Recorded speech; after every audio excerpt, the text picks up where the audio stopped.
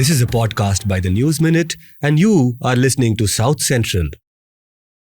Hello and welcome to South Central, a TNM podcast where we put the South at the center. Remember, this is a podcast which drops every Friday, so don't forget to tune into South Central on Friday evening or make sure it becomes your weekend listen. We are on YouTube, on Spotify, Apple, and of course, spread the love, send the links to people in your family, your friend circle, and especially those who you do not like. Subject them to South Central. Okay, back in the studio is my co-host Pooja Prasanna. Hello, so good to be back. Really? Yes, it is. Pooja was on leave for 4 weeks. 3 weeks on the record, 3 weeks. But I'm very sad I missed the 50th episode. I'm very proud of where we've gotten. Reluctant podcaster Dhanya Rajendran has made it. Yeah, and while South Central it has finished its 50th episode, we got lots of letters after that too. Thank you for that. Let me explain, which is Pooja's show is going to be completing 100 episodes this week. It's a 100th episode this week, right? So thanks to all of you for your support, because you would have noticed in all the 100 episodes of Let Me Explain, there are no ads or no commercial messages. We are able to do this only because of support from folks like you. And for that, thank you very much. Congratulations, Pooja. I did not think I last so long. You know that. But yeah. So we would like to go on for another 100 episodes, At let's least. say. Yes. And for that, we need your support. Here's a QR code where you support Just Let Me Explain. So if you appreciate Pooja and her team, which is Megha Mugundan, Lakshmi Priya, Ajay, Nikhil and Dharani, then do click on this QR code. Let LME complete another 100 episodes with your help. Support and contribute whatever you can. In this episode, we explore why billionaire Sridhar Vembu's rant against vaccination is problematic.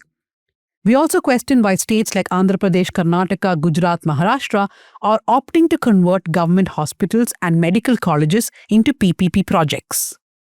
Now we go to the headlines. Okay, we'll start with something that happened a couple of days ago, that is the blast in Delhi. The first headline I want to talk about this is a newslaundry one. Friends on a bike, pharmacists who left early, those who never came back home after Red Fort blast. Because more often than not, we forget the human element of things, right? This is a ground report from Newslaundry. The link is there. Go check it out. For those who are not aware of the details of what happened, a massive blast struck Delhi on Monday evening around 6:52 when a slow-moving car that was supposedly stopped, it just blew up. This is near Red Fort. So far, 13 people have died. Dozens have been injured. And there are visuals from the ground that shows damaged cars and mangled bodies. There are CCTV footages also doing the round. Now, the union government on Wednesday called the explosion a heinous terror incident carried out by anti-national forces. Now, it has been established that this is a terror incident because there was some ambiguity on that. Some people saying that this was a foiled terror attempt. It could have been much bigger, but it was contained to this. I'm not going to get into that. But a couple of quick reports, Dhanya, from what other sources have reported so far. NDTV says that Dr Umar Mohammed, who's also called Dr Umar Nabi, has been identified as the man behind the Delhi blast, who was in contact with a Turkey-based handler codenamed Ukasa.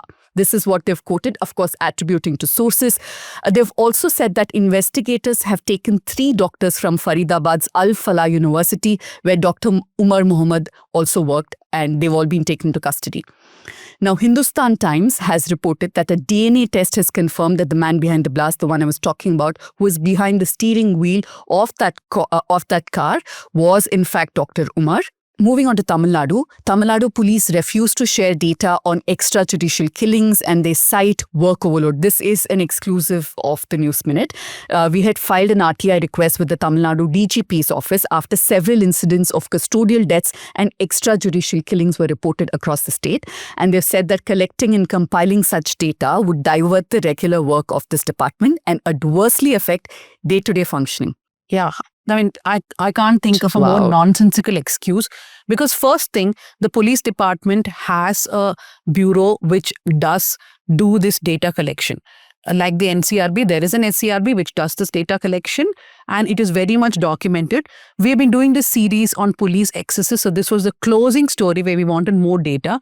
We had already written a story extensively about how the data which the Tamil Nadu police does not match with the actual deaths, both custodial and which is in jail and in lockup. Now the police saying that, oh, sorry, we are too busy to compile data is the most stupidest excuse I've ever heard. I hope the Information Commission takes note and cracks down. No, not only that, all these opposition parties, including the DMK, which have been saying that the BJP has killed the RTI, should ask its own departments, what the hell are you doing? Absolutely. Speaking of DMK ally and its allies staged demonstrations across Tamil Nadu opposing SIR. DMK President and the Chief Minister of Tamil Nadu, M.K. Stalin, has said that stopping the SIR remains our foremost duty. So DMK has gone to court. It has raised, I think, 60 to 65 grounds in the Supreme Court. The AIDMK has also gone to court supporting SIR. So those cases will come up. But like we have been telling everyone, it doesn't matter. The court will do its job. The cases will be heard. But you make sure that your name is on the voters list. You also may want to look at our power trip this time. We have something related to this. Moving on to Kerala. Kerala school faces protests for stopping student wearing black during Sabrimala Vratam.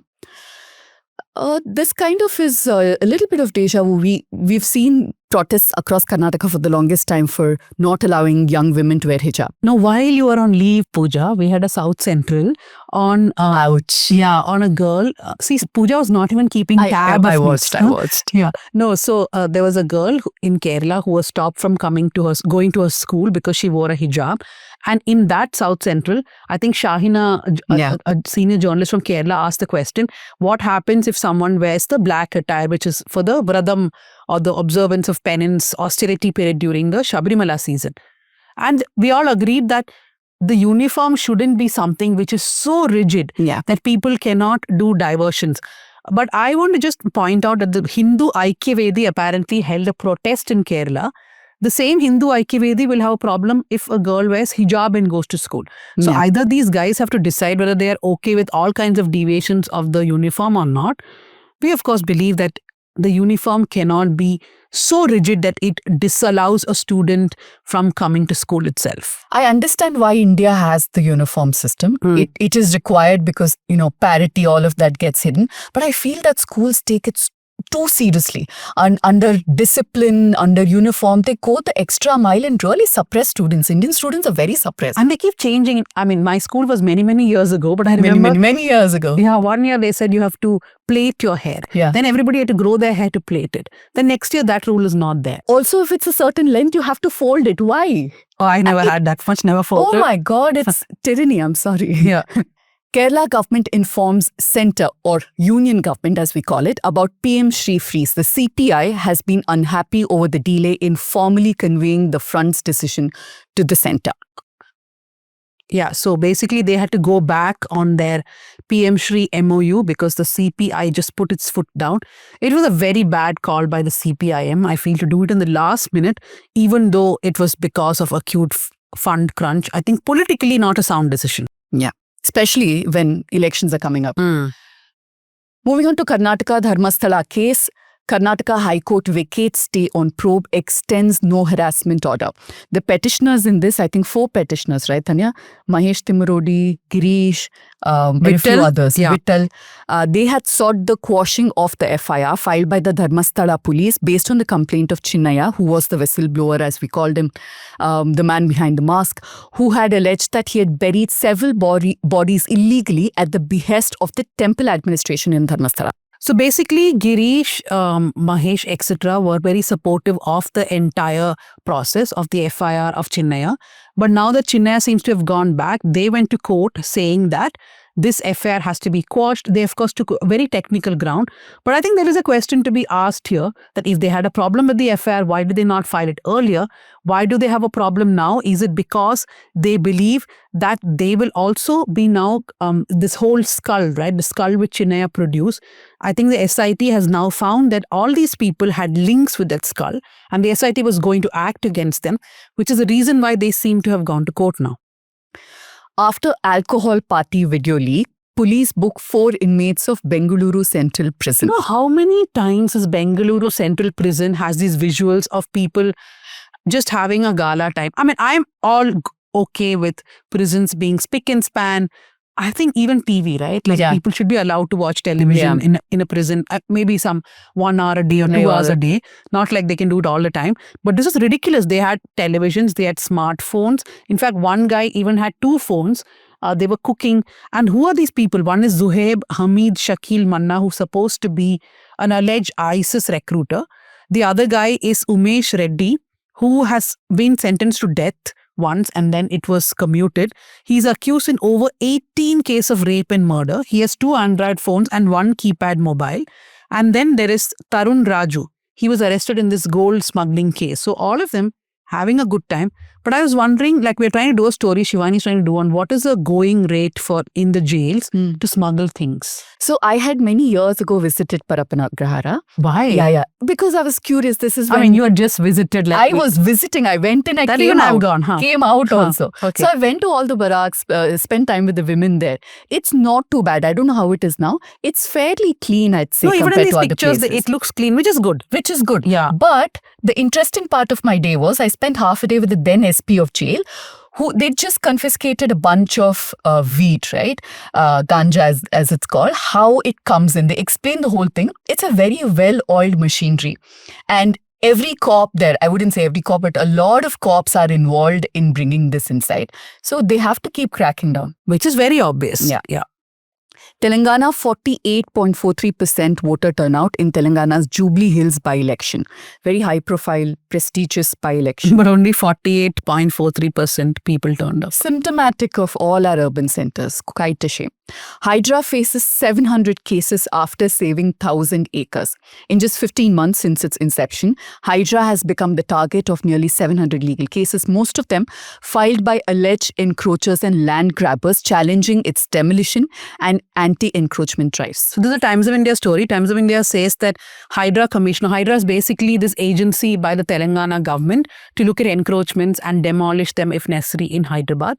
That the Commissioner Ranganath himself is facing 31 contempt petitions and Hydra has set up a legal unit with 9 lawyers. TTD Ghee Adulteration Rao, SIT remand reports says diaries used palm oil and chemicals. Yeah, we have to just note here that as of now, the remand report, which we have a copy of, does not mention any animal fat or tallow. There is one small mention which is of the earlier report and that had already been debunked by people. That report said that animal tallow is a possibility. So we did ask the TDP that, look, initially you all had said that it is animal tallow, but now they're saying it does not matter what material was used, but adulteration in such a pure laddu for the god cannot be, is not acceptable. But of course, there's one more round of that anger manufacturing going on. Last headline for the day, Jagan resorting to cheap politics over PPP model of developing medical colleges, says Andhra Health Minister. We're going to look at this in more detail, so we'll not discuss this too much. Yeah, so that's with the headlines for the week. Okay, so we're going to be discussing 2 topics today and touch upon the RSS Chief Mohan Bhagwat's comments on vegetarianism. But normally we have 2 separate guests for 2 topics. This time we have the same guest for both topics because both of them are experts on both these topics. The first is about anti-vaccine rant which billionaire Sridhar Vembu made on X recently. And we will talk about, the whole history of anti-vaccination movements and what is happening in India now, etc. The second, we will look at governments like Andhra Pradesh, Karnataka, and many others, in fact, looking for this PPP model, a private-public partnership of transforming government hospitals and medical colleges into PPP model, which is facing a lot of resistance. So joining us from Hyderabad is Dr PV Ramesh. He's come on South Central before. He studied MBBS from CMC Vellore, and while studying for MS General Surgery, he decided he has to study more and he joined IAS in 1985 of the Andhra Pradesh cadre. He has had 40 years of experience. He's worked with the government of Andhra Pradesh, the government of India, UNOPS, UNFPA, the World Bank.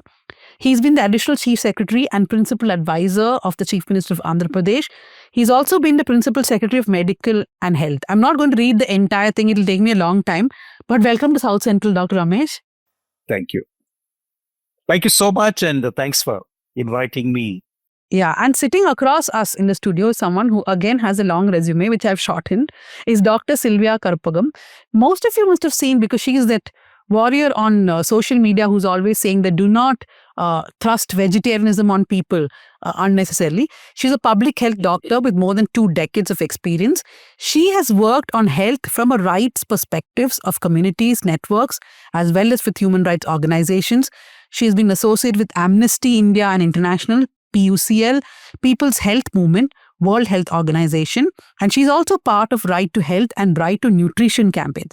Thank you very much for coming to South Central, Dr. Sylvia. Thank you, Dhanya. Look forward to this. So we are going to just quickly go through what Sridhar Vembu, who runs Zoho, right? Yeah, so he's a billionaire settled in Tamil Nadu. He suddenly went on this rant on X recently where he posted a report by something called McCullough Foundation. It was called The Detriments of Autism Spectrum Disorder. And Sridhar Vembu repeated something which has been debunked multiple times in the last few decades, that there is a connection between autism and vaccination. Now, this research was done by a bunch of doctors, including Andrew Wakefield, who is someone who lost his medical license in the 1998. After he did a similar study, then it was published in the Lancet, and it was discovered that the study was not scientific enough. The study was pulled down by Lancet. So it's come back again. So basically what this report argues is that child vaccination can be one of the reasons for autism, but it reaches this conclusion by twisting correlation into causation. And it also leans heavily on personal stories of parents. It has weak studies and brushes aside large scientific research. So a lot of people push back at Vembu, saying that please don't post such things, including Dr PV Ramesh. He was one of those people who went and said, Mr. Vembu, please delete this tweet. And Vembu is like, no chance I will. And then he doubles down, saying that I am a savior of those doctors who cannot speak up against these things, which is the same route which people take even in America, right? So yes, we do have a problem with multinational pharmaceutical companies thrusting certain vaccinations that are not necessary. We have a problem of big pharmaceutical companies doing clinical trials without informed consent from people. We have reported that multiple times here at the News Minute, but that's not the same as spreading and a fear about vaccination itself. So I'll come to you, Dr. Ramesh, first. Why did you feel that you have to reply to Vembu? Oh, thank you very much. And first and foremost, let me congratulate you for all the work that you're doing and then bringing to people a very progressive, neutral, objective information, which is so much needed in this country. That having been said, coming to vaccination, this has been a struggle of centuries. I mean, centuries of struggle of humanity against microbes, against viruses. And the biggest blessing that the science has bestowed on mankind, and that has saved millions of people across the world, has been the vaccination. I mean, no doubt there have been many other things, vector control, improved water and sanitation, the food safety. Beyond all this, I think one of the major things have been vaccination. And in our country, where the communicable disease burden continues to be high, I mean, today in this country, till 75% of the global burden of tuberculosis is in India. And 60 crore people every year get infected by various gastroenteritis infections. Lakhs of people die from infection. So several people, I mean, many of us who have gone through this process have been saved. I mean, we, our children, our colleagues, people who we know because of vaccination. And so it's so important to vaccinate, particularly when there is several areas which are inaccessible, and also the health services progressively have becoming weaker, not strong enough to deliver. Now, before a vaccine is introduced, it goes through a whole host of checks and balances, through a very rigorous scrutiny by international agencies, by national agencies, and it is not the doctor's choice that he chooses to give a particular vaccine. These are internationally mandated by the World Health Organization. These are nationally mandated. This has been laid down after great research, scrutiny, application, clinical trials. So the people who have a platform, who have an influence in this society by virtue of being billionaires, by virtue of having access to social media platforms, the mainstream platforms, can spread misinformation, dangerous misinformation that's really detrimental to the future of our children. Now, for example, for the main issue of what Mr. Vembu had said about the connection between autism and vaccination, there's been absolutely no evidence. I mean, there have been studies globally. US itself has had 1.2 million people a sample study. There have been hundreds of studies since this debunked 1998 Wakefield study, which he was part of a cabal of lawyers who were litigating in the courts. And so he was stripped of his medical degree. He has never practiced since 1998. And then to resurrect a dead idea, I mean, it's so dangerous. And these people who do not know what it is, and then if there are doctors who are supporting him, I think they're seriously misinformed. And so this is not a matter of individuals.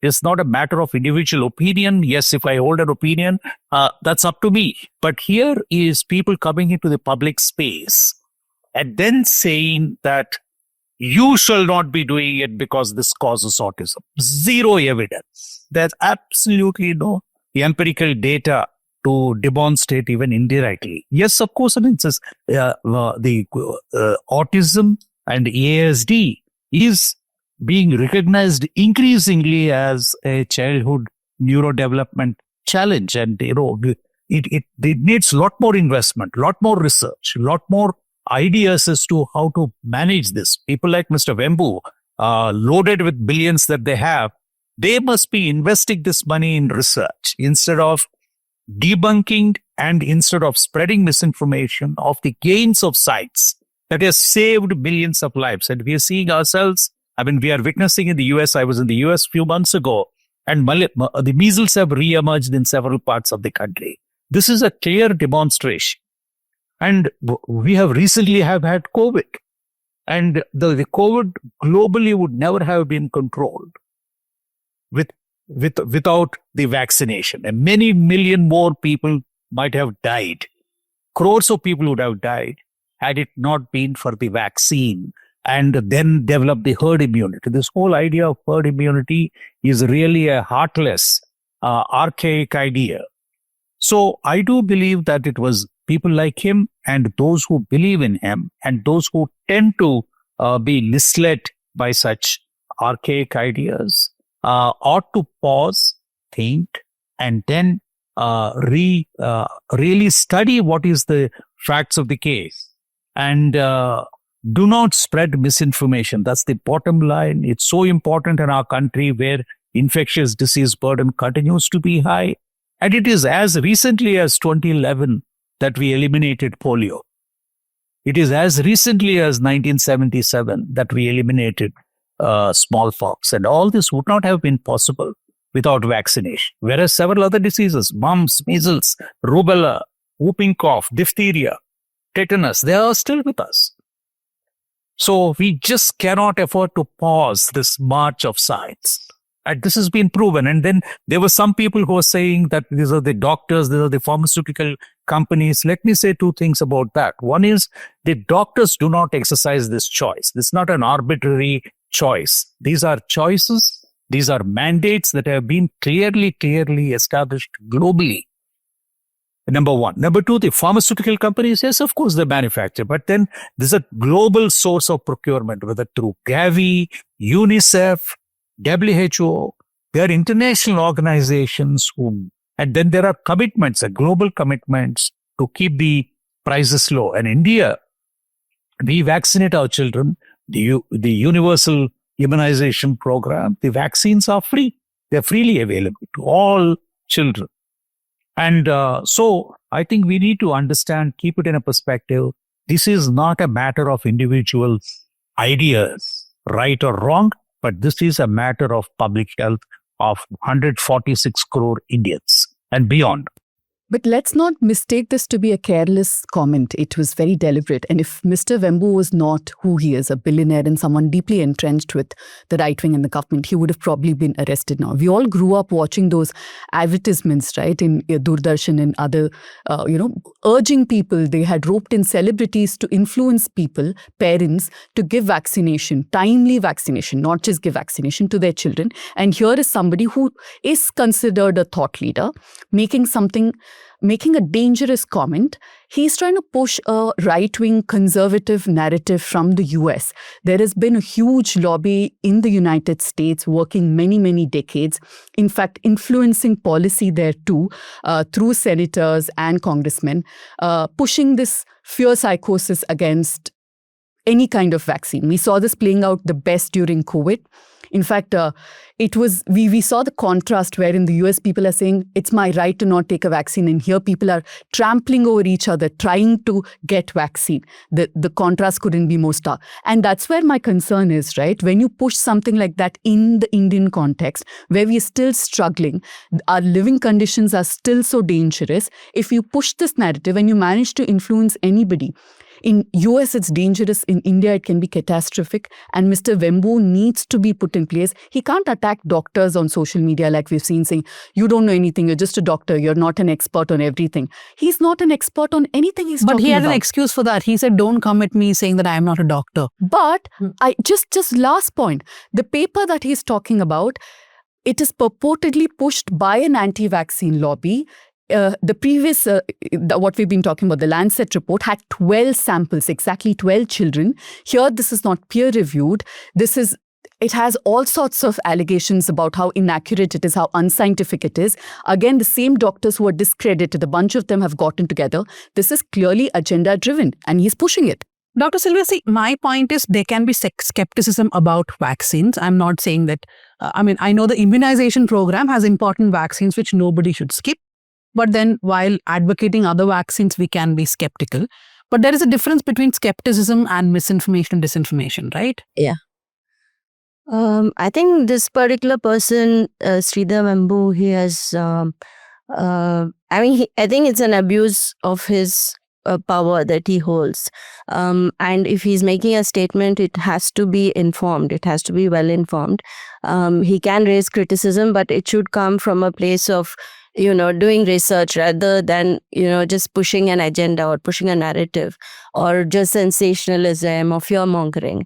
I think a lot of people do that just for, it's more a self-promotion thing rather than a responsible statement which has been researched, which is based on facts. And it could be either, but one should also be aware of the consequences. Like if one is putting out something, like if you as a media channel is concerned about something, but obviously you do the research and then put it out, even if it's controversial, it's still important because you're coming from a place of going with the truth. And I think that way what he's done is extremely problematic. But having said that, and also if you look at the immunization program, like in India as students, as postgraduates, medical students, we have been very much part of the vaccination program. We've gone to villages and people have been very welcoming. They've wanted programs. They've said our village is not been covered, a child has not received vaccines. They take the effort to go. If it's not come to their village, then they take the effort to go to the taluk hospital or to the district hospital. So there is, I think, generally an uptake of vaccinations, which is quite good.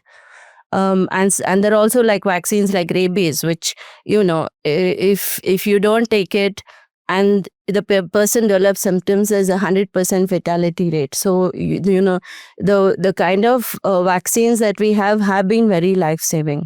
But like we have seen in our lifetime, polio come down, even tetanus, the mothers dying due to tetanus and babies dying due to tetanus was pretty high. And now you don't even hear about it. You just hear about it as a research thing. And I think the concerns about vaccines have been slowly increasing. And I think that is something people have to take cognizance of. Who the people who put out, the people who are doing the trials, the people who are bringing out these vaccines, they need to address these concerns. So, for example, with COVID, I got a lot of women saying our menstrual cycle has been affected. Many of them. It was very weird because they clearly said, after the vaccine is gone haywire. And the sudden deaths, the sudden cardiac deaths. Now, what is the best response a government should do? Like with polio, there were concerns raised. People came forward to address it and they were trustworthy sources. So just the fact that you address people's concerns, I think that's important. I think that's not happening in a way that people feel a faith in the system. And if you look at conflict of interest, there is conflict of interest. There is with the pharma, there's even with private hospitals, people have lost faith. People have lost faith in government bodies. The WHO has billionaires investing in it. People are saying, are they actually putting out factual information? So from us trusting WHO wholeheartedly, as in, okay, WHO says it, that's the standard. There's no questioning it. To what's the reason they're saying, what's the motive they're saying, there has been a shift. And it's the same with our own government bodies. And that shift is not being addressed. The shift in people's perceptions, the conflicts that people have, the doubts that people have. So if someone is saying there is a problem, we need to address it. We need to have a reliable source, which people say, no, but this is our trusted source and we trust it. And, they saying it's okay or they saying it's not okay. Like there was actually researchers who put out side effects of the COVID vaccine based on their data, based on the vaccine manufacturer's data.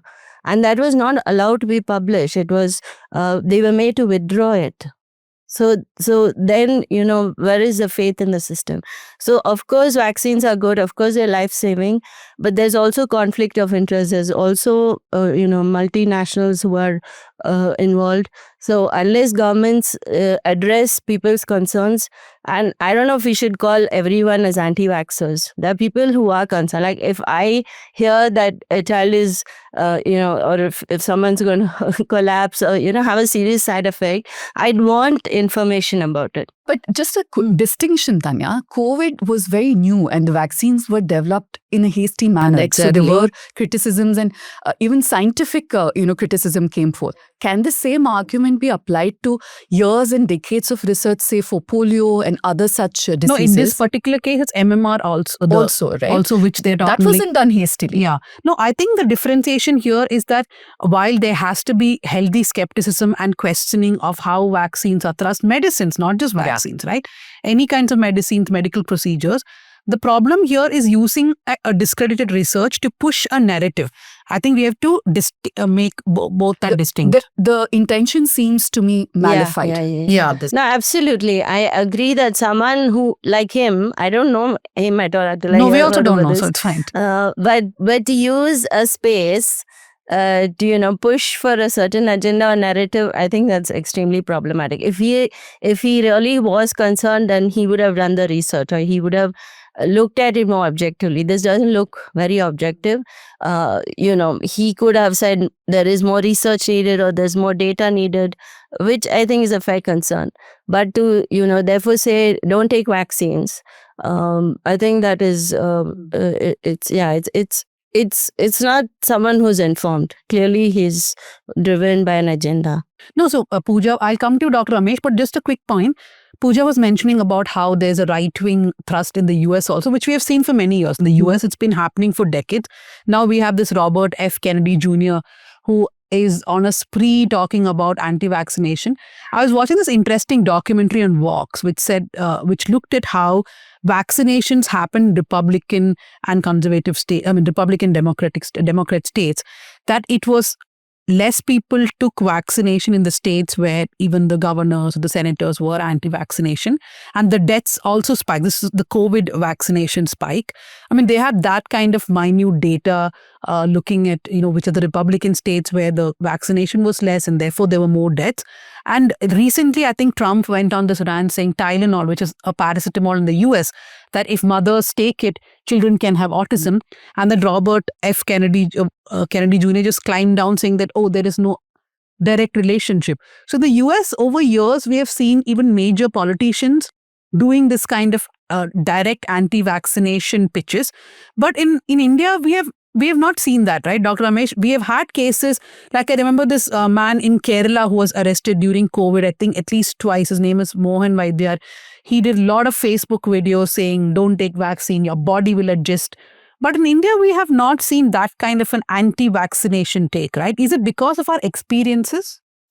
In India, we still are in the midst of sweeping communicable disease challenge. I mean, our burden of disease, many of us fall ill. We have a direct experience of what it is like to contract infections, whether it is vector-borne, whether it's food-borne, airborne, all types of diseases. It's quite a sizable disease burden that affects us. So we do experience, and then we see that people who are vaccinated are less likely to be impacted by these ailments. So I think that is one of the reasons why there's been a growing confidence. I mean, let's not mix up COVID with this, because that stands on a different footing. There was a pandemic that was global, that had very short time during which one had to really bring back the world economy and the life back to normal. So coming back, I think in India, we have not seen this type of vaccine skepticism or hesitancy.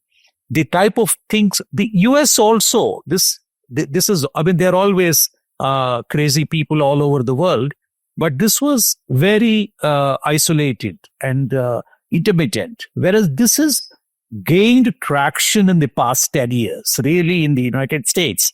It's people like JFK who had fueled this paranoia about vaccines affecting various diseases, especially autism. And this coalesces with some of the very orthodox Christian evangelists, and then their very right-wing political leadership. And then Republicans seize upon this. And I see a confluence of ideas between the American Christian right-wing and the Indian Hindu right-wing. And so I think they seem to have come together. I think they seem to be picking up ideas, as I see, because these ideas, they believe, have fueled the MAGA movement in the US. So why not do the same here? And so you just don't have a political or religious momentum, but also cultural, scientific, social. So this is a confluence of various ideas. So I see a synergy between what's happening in the US and what people like Mr. Vembu want to propagate. And it's very dangerous. That's what I'm most concerned about, is very dangerous, not just from public health perspective, but from the future of this country itself. This seems to be a political agenda rather than just simply an anti-science or an anti-vaccination momentum. Yeah, I agree 100%. The social and the political context of what he's saying cannot be dismissed easily. And the scary part is this. We're now suspicious of what it is that he's trying to achieve. It isn't, he won't back down because he doesn't back down. Just also to remind our listeners and viewers, this was the same man who had endorsed drinking cow urine to cure diseases earlier this year. In case you've forgotten, it's the same person. So take what he's saying with, I won't say pinch, but a truckload of salt. No, so I was just thinking that during our reporting in the last few years, there have been instances in India too where this anti-vaccination or skepticism of vaccination, and that cuts across religions. Like, for example, for a long time, there have been reports on how in Malappuram, which is a high Muslim population in Kerala, there is overall low vaccination because people are against vaccination, and the Kerala consecutive governments have had intervention programs there, right? I think there's even recent research showing that so for some time it becomes all right, then it goes down. There was in fact a measles outbreak in that district a few years ago because of this problem against vaccination. Like I mentioned earlier, Mohan and Vaidyar was one person arrested. Jacob Vadakanjeri was another anti-vaccine person in Kerala. So it cuts across. There are religious influences, political influences, all kinds of things happening. In Karnataka, do you remember like any, in Tamil Nadu also a few years ago, there was this whole movement which is social media driven, like concerned mothers and, saying, should we give the MMVAC vaccine? But have you seen any kind of resistance here? Or in any other states that you have been? In Karnataka, we've seen with the polio vaccine. I think there were deaths that happened, and then people were refusing to take the what we call the mop-up round of the vaccine. But I think that was handled well in the sense people came forward, people who with some influence, leaders, or like you said, people in the media, people like even film stars, I think came forward and kind of talked. And I think overall we had the coverage that was required. There was also the human papilloma virus, the HPV vaccine, which there were trials done, I think in the Andhra, Telangana area, and it was done by a Bill and Melinda Gates Foundation. Again, there were deaths there, and there were fact findings. In fact, I think the government also intervened and they had to put a stop to that particular trial. So there are clinical trials which people have had concerns about the way it's been conducted. For instance, has informed consent been taken? By informed, we mean actually being given proper information about what the effect is, what are the possible not so serious side effects. Most of the vaccines might give you a mild fever or a rash, which can be managed with a paracetamol. But there may be more serious ones where you're told that in case, like I had a child who, we gave a diphtheria vaccine, and I saw the child just collapse. And I didn't know, I hadn't been trained. I just knew that you have to give the vaccine. I had to just literally throw the child into the auto and rush him, to the hospital. And that is quite scary. And for the parent, it was like, my child was perfectly normal and you all did something. So also anticipating those, informing people, having a database of adverse effects, I think that's very important. And in this particular clinical trial, there were a lot of violations. So they had, picked girls for whom a warden could give consent. In fact, in the guidelines, it says, look for orphan girls, look for girls who are in the hostel so that the warden can give a consent, look for poor girls, look for Muslim girls, look for tribal girls. So definitely there were violations, and even, 6 girls died, and they were like young girls who died because during the course of the vaccine, but there were not enough investigation to say what was the cause. So obviously the concerns about the protocol, and we have had a lot of hospitals participating in trials. The patients have not been given adequate information. So I think those, and unfortunately, media is the only regulator. That's a tragedy. In fact, media picks it up, then it goes. People talk about it. There is no reliable oversight, which regularly puts out information. Yeah, and just to dismiss concerns, saying no, it's not a problem. I think that's where the problem comes. To be honest about the complication, people want to know. They want to know what they're going in for. And the other point is with this the COVID vaccine, the clinical trials, the third phase was kind of fast forwarded, and I think that also raised some concerns. With any quick point to what you said, yes, there is a lot of conversation within the scientific and medical communities and about rights, not having informed consent. But I think these vested interests, absolutely, they deliberately exploit that ambiguity. The minute it becomes social, political, or religious, I think that's where the problem is. Yeah. Dr. Ramesh, very quickly, I'll wrap this discussion up. I want, a few years ago, we had done this story, I think, from Telangana itself, where these big pharmaceutical companies were they had brokers in villages who would add people onto WhatsApp groups, and they will give some 500 rupees for a clinical trial, and the person had no clue what this vaccine was for, and I think there were 1 or 2 deaths reported.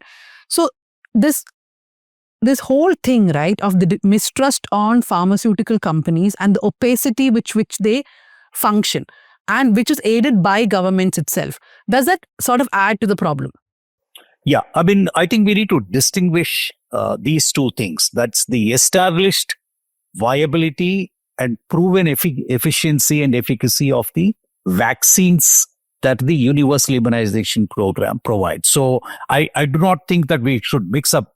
Now, coming to the drug trials, now there is the HPV vaccine which was piloted in Telangana.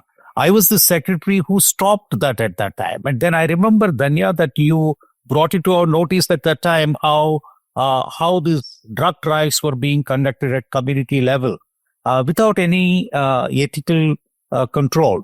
Now, I mean, these are very important issues. Actually, this is a problem people tend to mix up. And I think this needs to be flagged. And thank you for highlighting this. That there's lots of gaps in the way that drug trials are conducted in this country. Because, I mean, there's a lot of opaqueness, and then there's a very little of transparency, knowledge, or even oversight or regulation in this regard. There are, of course, I mean, there are certain standard operating procedures, there's support, but the state does not have the capacity to enforce these standards. So pharmaceutical companies and also the medical fraternity that is complicit in this process, they tend to cut corners in conducting these trials. So it is a serious issue. This is something that needs to be flagged, that needs to be monitored, that needs to get a better handle over this. And especially the unsuspecting public who are subjected to this. I mean, the big difference really here is that the opacity, the lack of transparency, and especially targeting people who are vulnerable, often children in the hostels, poor people who can just be paid some money. So these two, I think this certainly needs a very rigorous scrutiny. And this is something which none of the governments actually have addressed. No, that's true. And when I'm talking, I'm thinking, what all things I've been obsessed about during my reporting career. At one point of time, I was really obsessed with clinical trials. And once... That's right. No, one source was this man called Anand Rai. He was in Madhya Pradesh. He was, all that Vyapam scam and all. He was one of those people who brought it out. And then recently I called him. He's joined the BRS in the BRS started in other states, right? Expansion. Yeah, so people have had confusing careers. Now, I will touch upon the next topic also, which both of you are very well aware of. This is an effort by various governments, including Andhra Pradesh, Karnataka, I think Jharkhand, Maharashtra. There have been protests in Madhya Pradesh and Gujarat also. Now, the whole point is these governments are trying to convert government medical colleges into PPP models. So what happens is that a private partner will have a lot of stake in both the medical college and the government hospital.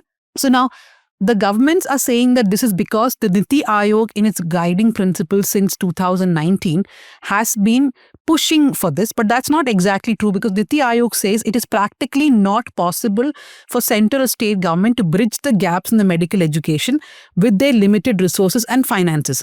So this one line is being used by various state governments cutting across parties to ensure that there is a PPP model.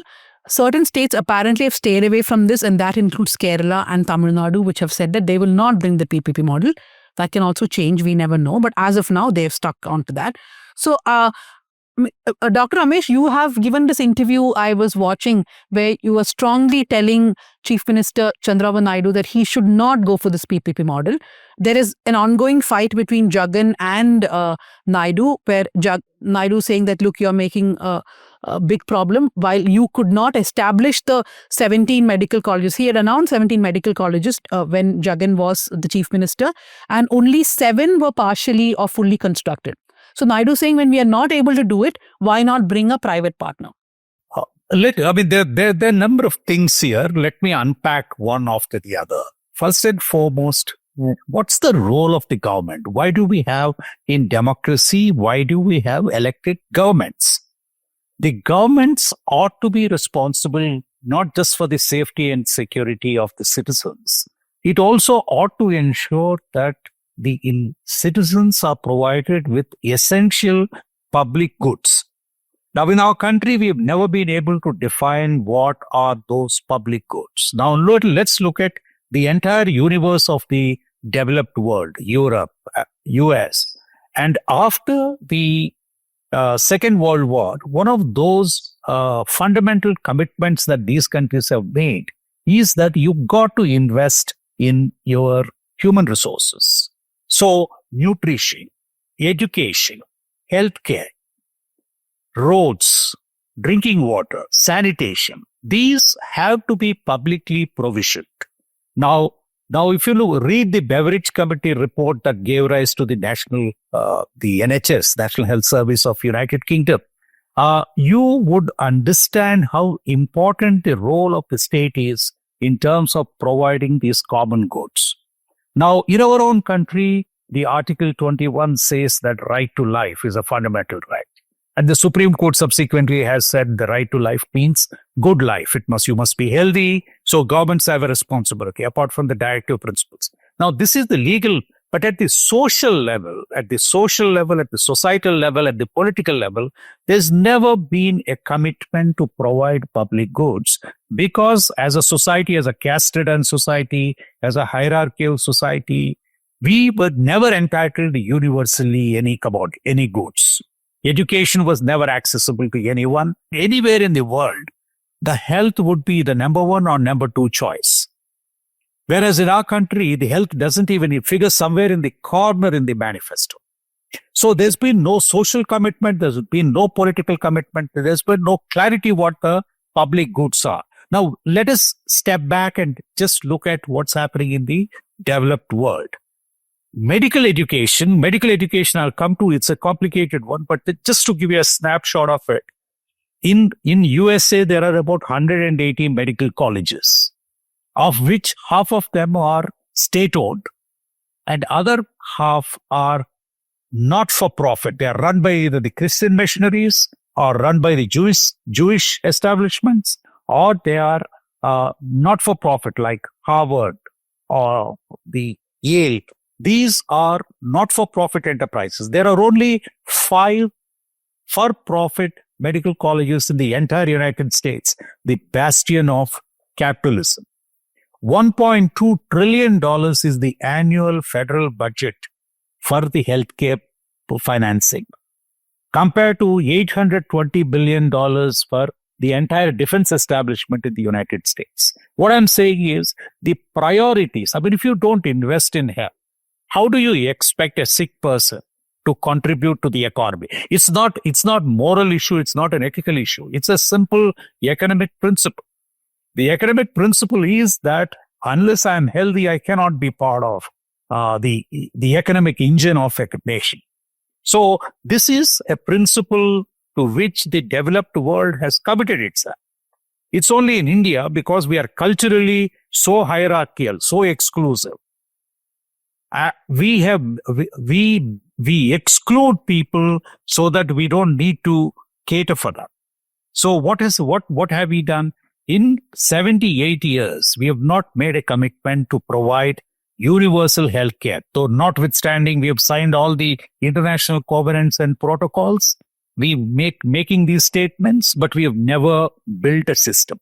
Now, in the past 30 years, and particularly after we embraced neoliberalism, what have we done? What we started, in the name of downsizing the government, in the name of saying we need a lean and an efficient government, we basically have axed all the social sector programs, healthcare, education, nutrition, safety net for the poor and the vulnerable and the weaker sections.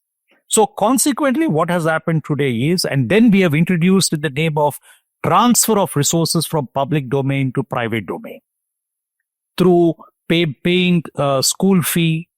In Andhra Pradesh, all education is funded by the state, and these are all private institutions.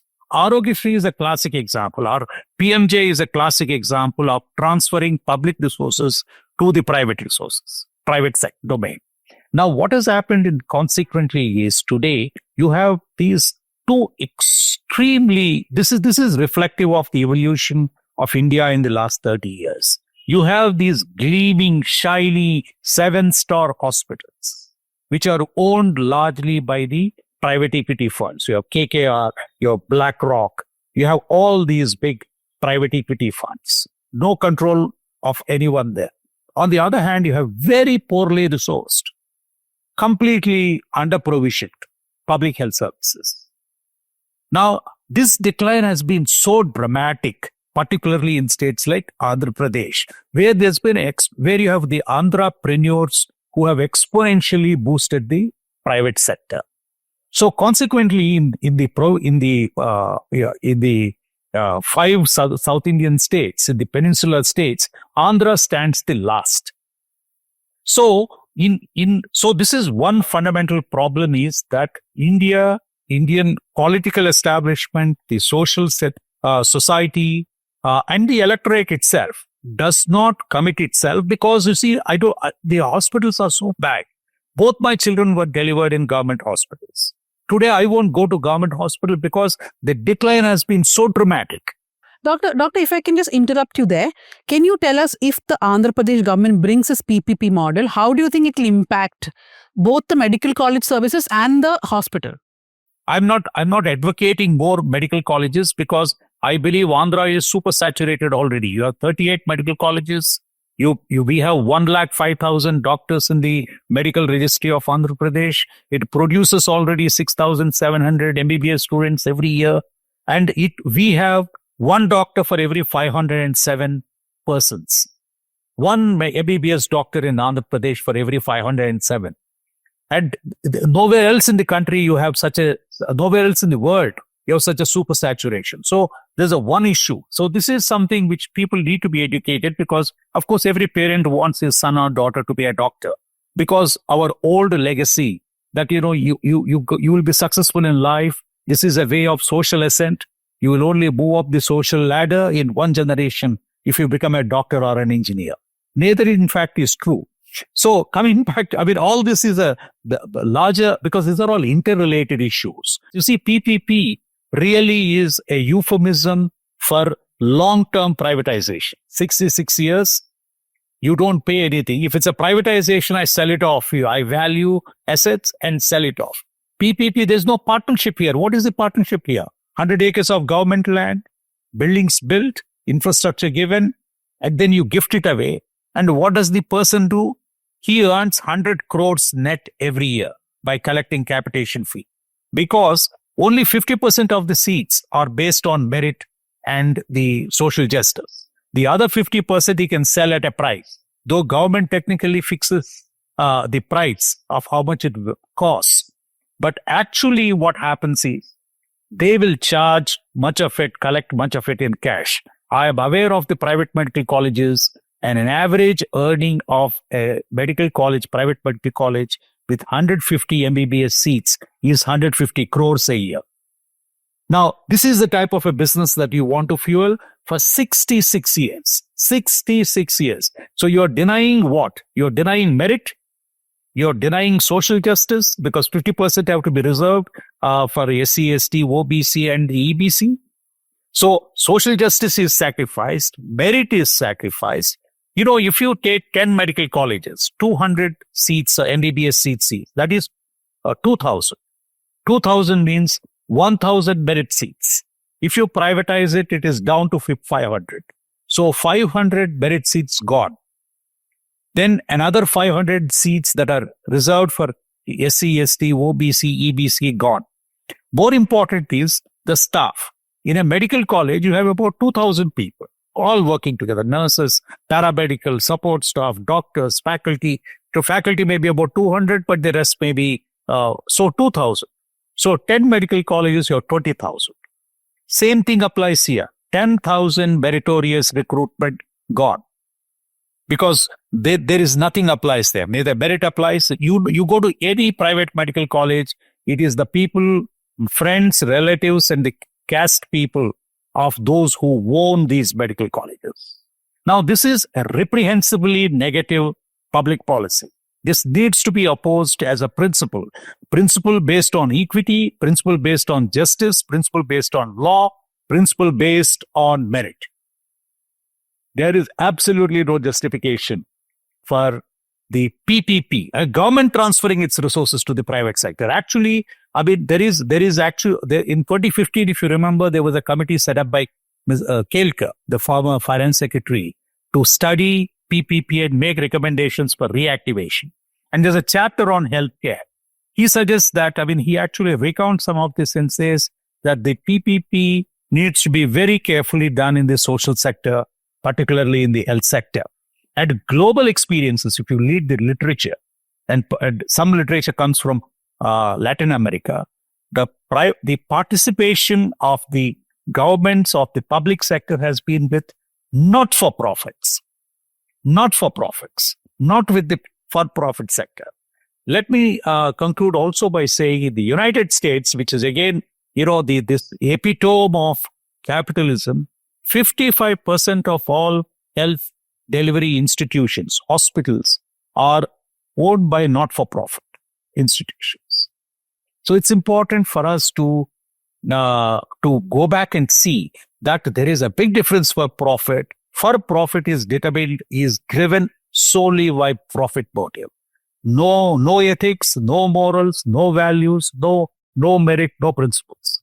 Quick points, if I may. I was completely mesmerized by all the points that You want to start a medical college? No, I just feel more outraged, but that's like a permanent state of affairs. But what is the priority of the state? Andhra is a cash-strapped state, but is your priority to beautify very small pockets of the state, put up large statues, or is it to provide the basics? And I hold the Indian voter responsible. I don't think there has been a single election held in 78 years based on these things. It's on, even in a manifesto, it's just lip service. Second point, let's not overlook the fact that in southern India, perhaps barring Kerala, the other 5 states, the politicians, a large number of them, majority Tamil Nadu of them. also. Tamil Nadu, I said Kerala, barring Kerala, all of them have colleges and medical colleges and hospitals. So, the fact is that this is another way of lining their own pockets, either directly or through proxies, and that's something we cannot overlook. Yeah, okay. There it's not barring Tamil Nadu. So I want to come to you. In the Karnataka also, we have been seeing protests. There have been protests in Vijaypura, in Dakshina Kannada, Tumkuru, because people are saying that in the 2025-26 budget, the Karnataka government has said that they will move certain government hospitals to the PPP model. Many people have gone and met the health minister, Dinesh Gundrao, because he was once against it. Now he's for it. There is one immediate concern is that how will costs go up, right? Because though Andhra Pradesh government and Karnataka are promising that no, the free beds will still be there, subsidized bills will still be there, there's no guarantee of that. I completely agree with Dr. Ramesh on many of his points. I think that, health as a human right, I think that has somewhere been lost in all of this. And Karnataka has been the laboratory for privatization. It starts here and then it's used as a model. Whether it succeeds or fails, irrespective of that, it's projected as a good model. For example, the Planning Commission said that at the primary healthcare level and also at the tertiary level, there are good models from Karnataka. But actually, both of those models have failed. You have the whole handing over of primary health centers to Karna Trust, which is a NGO. And even the government itself, from its own reports, had to withdraw that scheme because it was such a huge failure. You also had in Raichur a well-functioning hospital being handed over to private players, and within a few years the whole system was dysfunctional. The staff were unhappy, patients were unhappy, BPL card patients were not receiving the care that they were supposed to receive. Data was mismanaged, there was fudging of data, and that became the model for PPP. And it is actually a model with all rights for the private player and zero accountability. And now we have like you said, in Bijapura, we have the Sarkari Vaidyakiya College Sthapane Horata Samiti, meaning they're opposing the medical college and handing over of the district hospital to a private player. And they have been, on an indefinite protest for, since September 9th. And some of us had also visited the health minister and raised concerns. And ironically, one of the ministers, not him, but one of the ministers said, if there are protests, then we're not going to do it. So, that shows how much they're actually putting a headspace or thinking through. These are serious decisions by the government. And the last 2-3 days we've been in, Uttara Kannada.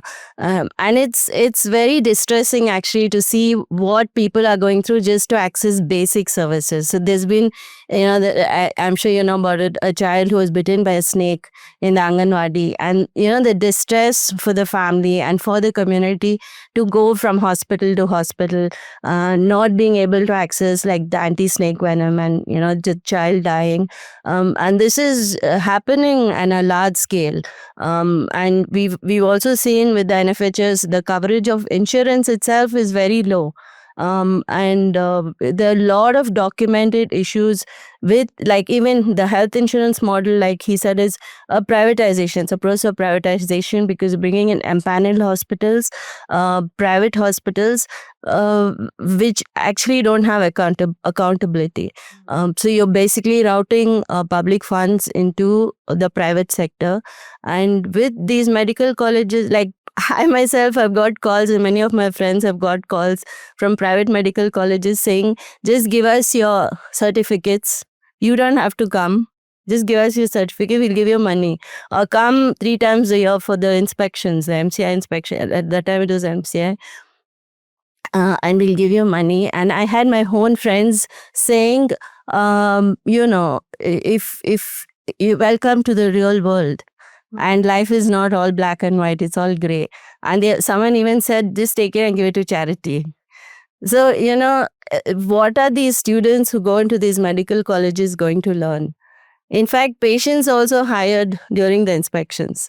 They say, yeah, Chenak treatment got through, or they give us good treatment. And they actually been paid during inspections to be lying there as patients. Like that Munna by MBBS. It is actually happening. But then you have the district hospital, which is such an important unit. It's the hub of tertiary care and secondary to tertiary care. So you have the primary health center, then you have the community health center, you have the taluk hospital, and then you have the district hospital, and that's the system of referral. And many of the district hospitals, there was a time when they were very functional. People didn't need to go beyond the district because the district hospital is providing all the services. And now it's become dysfunctional. And what we see increasingly is that if you want to bring in a private player, you need to destroy the public health system parallelly. You can't, there's no private player who'll come in if there's a strong public health system. So there is a systematic breakdown. One is, of course, the funds, but also this whole, not having basic resources. You don't have human resources, you don't have drugs, you don't have lab technicians, you don't have ambulances. And, when we talk to people, they say, when they are referring us, they say, don't go to the district hospital because you won't have the treatment you need. Go straight to a private hospital. And this whole public-private partnership model is a way, Dr. Ramesh said, of routing public funds into a private sector which is unaccountable. And, yesterday we were talking to some people and they said, we have no dreams or hopes of our children ever becoming a doctor. It's almost like that has become closed. It's closed. And this idea that you do medicine, it's it's prestige, it's privilege. You also want to get back, permanently want to get back what you think you invested. So your father has invested 1 crore then you spend the rest of your life, because doctors are such perpetual victims. They say we work hard, we paid so much, we don't get the returns, but it's never meant to be that kind of a service. There's also a lot of routing of government doctors to the private sector, including charitable hospital doctors. Like when Narayana Hridayalaya came up, doctors moved en masse from, say, St. John's and from Jaydeva into this system. So then these systems automatically become less functional. So in Karnataka, there are at least 8 districts which have been identified for this PPP model, and protests are happening in many of these districts. Protests have happened in Madhya Pradesh. There are protests in Gujarat. Andhra Pradesh, I don't know if the protests are there, but Maharashtra, Jharkhand are all states where people are fighting. For a lot of us, perhaps you, me, we are not those people who are going to government hospitals. A lot of people who listen Anybody who can afford would never want to go to, that's a sad state of. No, like Dr. Sylvia was saying, there is a breakdown of the public services, right? Instead of the government putting any money in these hospitals, you're breaking down these hospitals and then saying, oh, sorry, we can't manage. The Niti Aayog conveniently says that governments cannot manage this with an idea that means you can bring in private players. And 10 years down the line, 20 years down the line, what are these hospitals going to become? What are these medical colleges going to become? Are we going to make health tech completely inaccessible for our poor people? I mean, for those listening to this, whatever small number it is for each of us to protest. It is not just for the poorer sections of society to protest. It is for every person to protest, because healthcare is something that good healthcare is something the state must guarantee to all its citizens. And there cannot be an excuse of privatization. I mean, I know there are a lot of people who believe that privatization is the key to development itself, whether it's in building roads, infrastructure, but that cannot be applied to healthcare or to medical education, as both, I guess, have been pointing out. So what is the government's role that makes me think, what is the government there for? If you want to farm out every single one of your responsibility, then why are you elected? What are you sitting there for? Instead of admitting your failure and having to pay for it, they just find ways of making more money. Okay, so the discussions went on for quite a long time, but I had to touch upon Mohan Bhagwat's comment on vegetarianism because Dr. Sylvia is in the studio. So he said recently in Bengaluru that vegetarianism must be projected in government policies. He also agreed that a lot of Hindus are non-vegetarians. They eat meat. So he said, first, we have to treat this if possible. So this call by the RSS chief of vegetarianism in our policies, don't we have enough push already of vegetarianism in our policies? I mean, same like Sridhar Vembu, I think this is very irresponsible, because these are people who have positions of power. And it's absolute abuse of that power, because these kind of statements have nutritional consequences. They also have social, political, economic implications, and there are people whose livelihoods have been affected, who've been targeted, who've been lynched, who've been attacked by mobs, because of these kind of statements. And India, first of all, India is only 20% self-identify as vegetarian, and most of them consume animal source food. So technically, they are not vegetarian, because milk or dairy doesn't come from a plant or tree. It is, it is still an animal source food, and that's important because those who are well off, there is the rich vegetarianism and there's a cheap vegetarianism. You have the rich who have access to nuts and fruits and paneer and cheese and curd and, berries, and, they have all kinds of things that they can consume. And what you push on the poor is cheap vegetarianism, which only has cereals, literally. And, it's very obscene that in a country where children are stunted, 30% children are not reaching their heights that they're supposed to reach, and a similar percentage is not having the weights that they're supposed to have. It's if you go and see a midday meal in the schools, they say Sattvic food. which is again comes from the similar ideology, which says, which criminalizes nutritious foods. All nutrient-dense foods is criminalized. And this doesn't come from science, because we all know as doctors, we've studied that the importance of proteins, important vitamins and fats and minerals and multiple other nutrients which come from animal source foods, which come from diverse foods, and for children to not be given eggs, because they say eggs are the menstrual discharge of the hen. And they say that animal source food, What? Sorry. eggs are the menstrual discharge of the hens. So, but doesn't No, the, no, no, doesn't don't the get chick into come logic. out of the egg? Do not get into logic. It's irrational. Then they also say that, people who eat meat are, they have more of kama, like lust. They have lustful thoughts. Children, they say children don't concentrate in schools because they have lustful thoughts. And that's the reason. It's not real hunger, it's fake hunger. So it's so unethical for them, for a child who's not eaten breakfast and to come, who also has anemia. Incidentally, we also have about 60 to 65% anemia, which also causes poor concentration. And if they are children from marginalized communities, they're also forced to drop out because of all these stereotypes. So for someone like him to make statements like that, I think it just shows how callous people are.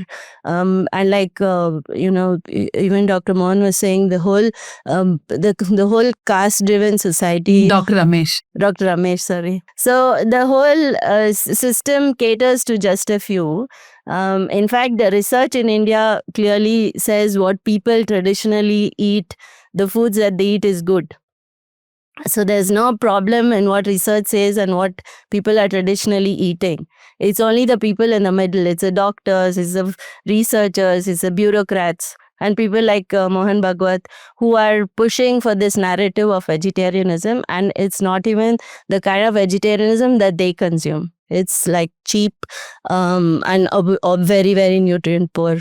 In India, I think it's probably the only country in the world where it is enforced vegetarianism and also ideological vegetarianism. It doesn't come from... Pooja said she I will am not one. talk a lot during this episode because she's a vegetarian. No, so I want to share my experience. Many people, out of respect, ask me, is it okay when I'm at the same table? Is it okay for me to eat meat? I have never asked anyone, is it okay, can I eat my vegetarian food?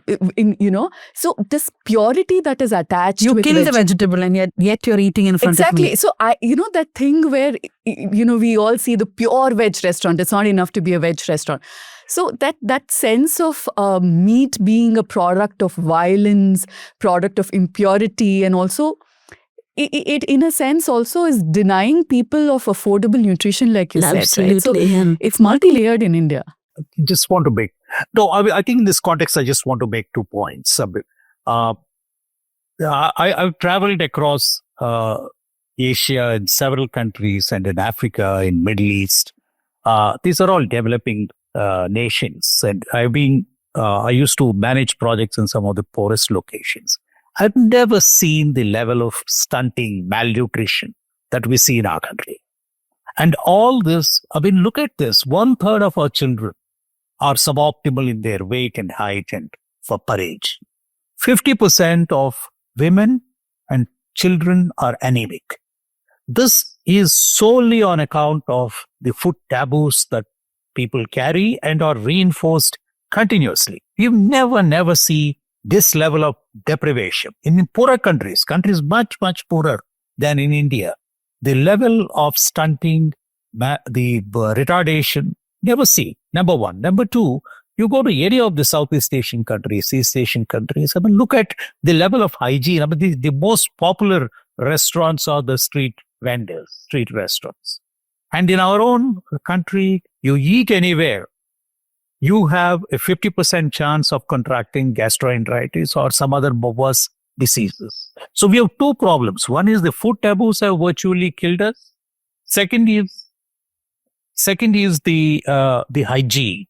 I wish somebody like Mohan Bhagwat, who has the platform, who has the reach, who runs the biggest NGO in this country, and also the ideological leader, ought to address these things about the balanced diet, about food hygiene, instead of talking about converting people, this is food conversion. Food conversion. But And by is the way, that an biggest- NGO that he runs? I don't know just what want it to is. say it's the RSS biggest event. unregistered Yeah. NGO of the world.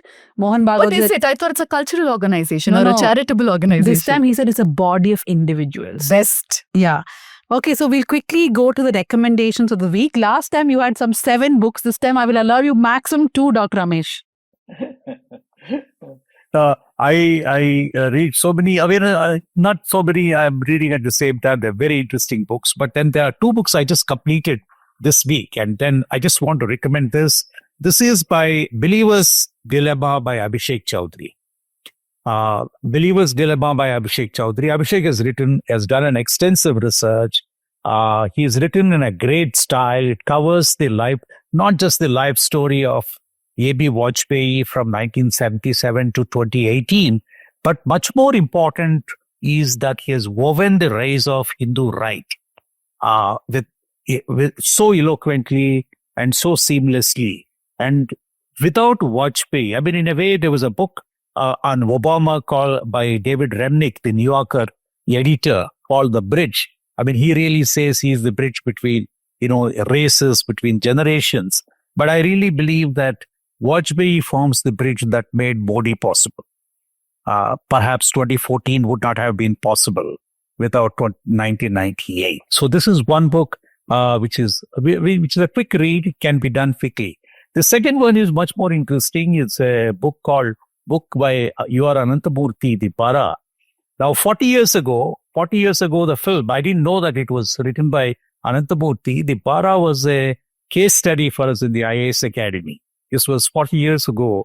So there was a discussion, and then I had a direct experience much later working in Mehboob but this is, I read the novel only now because I didn't know that it was actually by Ananthamurthy. When I was searching back, what were the books of Ananthamurthy I missed? And I found this book. It's translated by Chandan Gowda, published in 2016 in English. And it's much more nuanced than the movie. The movie itself was very good. And it's a story of a protagonist is a idealistic collector in the midst of drought in a politically complex situation. So it's very morally ambivalent, ideologically ambivalent. It's a very interesting book. I recommend both the movie and the book. Okay. Dr. Sylvia? I recently saw a movie, The Bison Kalamadan. So I would definitely recommend that people watch it. It's a true life story. It's made by Mari Selvaraj. And I found it very powerful. I found the music also powerful. And of course, there are controversies which I came to know about later. Also, the book by Hugo Goringe, which is what I read recently, Panthers in Parliament.